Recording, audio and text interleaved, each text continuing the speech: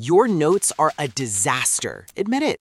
They're a chaotic mess of coffee stains and scribbles you can't even read. You look at your exam schedule and feel that wave of panic. You've seen Amy Santiago in Brooklyn Nine-Nine with her flawless, color-coded world, and you've thought, there is no way that level of perfection actually works for a real person. Well, you're wrong. And today, I'm going to show you exactly how. It's easy to think of fictional characters' habits are impossible, but that's not the whole story. Our brains can literally use these characters as a framework to get better.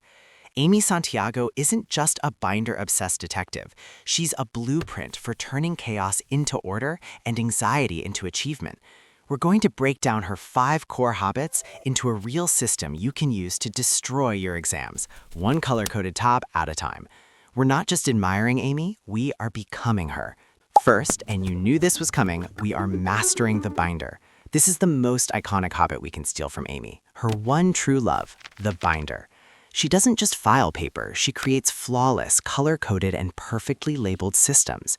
She believes there's a place for everything, and everything is in its place.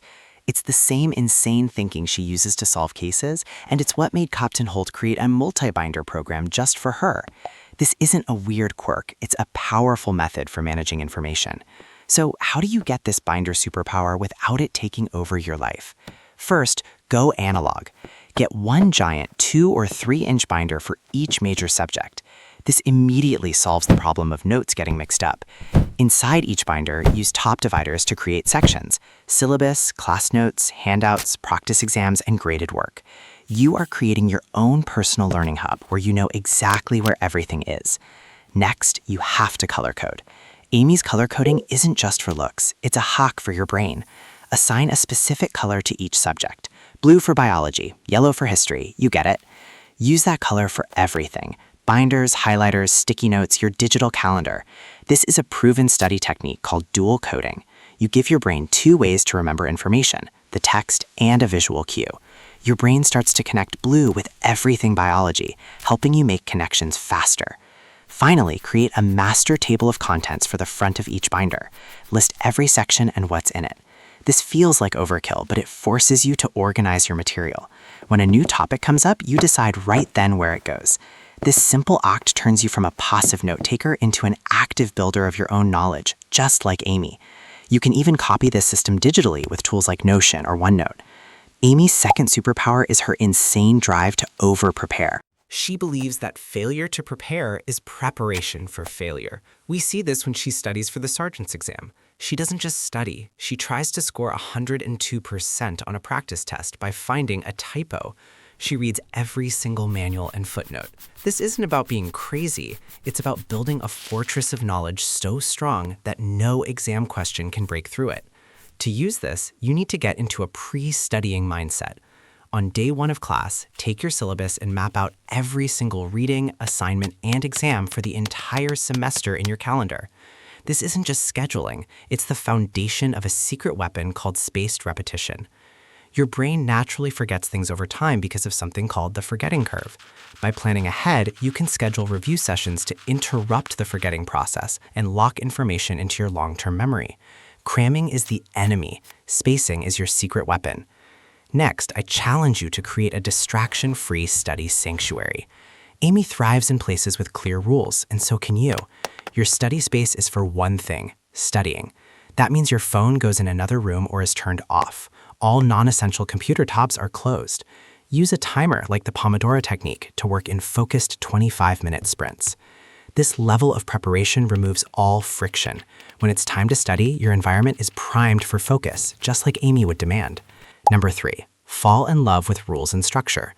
Amy Santiago loves rules, checklists, and procedures. For her, they aren't restrictive, they are a guarantee of a predictable result. She sets her own deadlines, has a protocol for a handshake, and even has a Santiago panic scale. This love for structure is a brilliant tool for beating procrastination. When you don't have to waste energy deciding how to study, you can pour all of that energy into actually studying. I challenge you to put this into practice by creating your own study rituals. A ritual is just a simple checklist you do every single time before you study. It could look like this: 1, clear my desk of everything but my binder. 2, fill my water bottle. 3, set my phone to do not disturb. 4. Open my binder to today's topic. 5. Start a 45-minute timer. This pre-flight checklist automates your startup process. The actions become a trigger for your brain, signaling, okay, it's time to focus. You can also create procedures for how you learn. Instead of just reading a chapter, use a method like PQ4R. Preview, question, read, reflect, recite, and review. Before you read, you preview the headings. Then you turn them into questions. As you read, you hunt for the answers. Afterwards, you recite a summary in your own words. This transforms studying from a chore into a systematic, evidence-based process. Amy wouldn't just read a manual, she would deconstruct it, question it, and create a binder about it. That's how you build true mastery. Amy's ambition is one of her most insane traits. She doesn't just want to be a detective, she wants to be the youngest captain in NYPD history. She is constantly asking for feedback from her mentor, Captain Holt, and using his approval as fuel. Turn feedback into fuel is really just a sign of a powerful psychological driver, a clear, ambitious, long-term goal. That goal gives her massive direction and purpose. To get this for yourself, define your goals using the SMART framework: specific, measurable, achievable, relevant, and time-bound. Don't just say, I want to do well.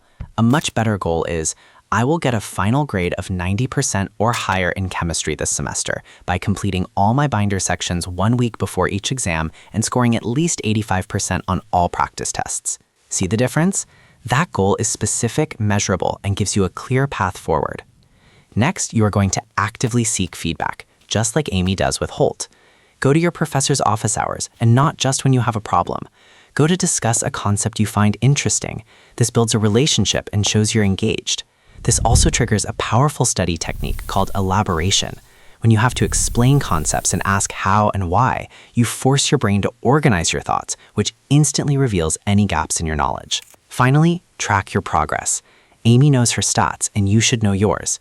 Keep a simple log of your grades at the front of your binder. Seeing your grades go up provides powerful positive reinforcement, and seeing a dip is an early warning system that tells you to change your strategy. This takes the emotion out of studying and turns it into a system of constant improvement.